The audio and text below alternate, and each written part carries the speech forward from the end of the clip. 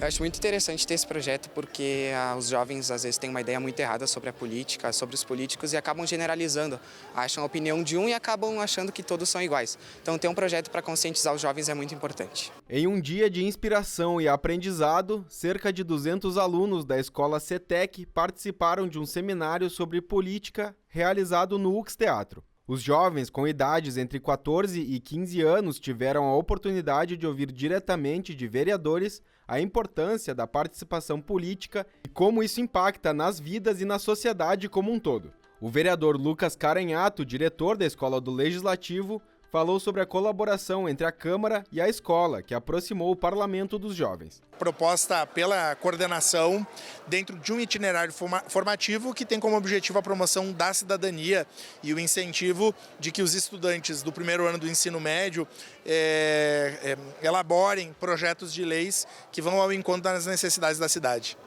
Responsável pela atividade, a diretora da escola falou sobre a importância desse tipo de iniciativa para a formação dos alunos enquanto cidadãos. É importante eles ouvirem o que faz a Câmara de Vereadores, o que fazem as comissões, qual é o trabalho de um vereador e quem sabe no futuro eles possam colaborar em alguma comissão e trazer projetos, porque a ideia da culminância do projeto é que eles apontem situações que eles verificaram na nossa cidade e possam encaminhar para os vereadores. Os parlamentares falaram sobre a trajetória até se tornarem representantes do povo.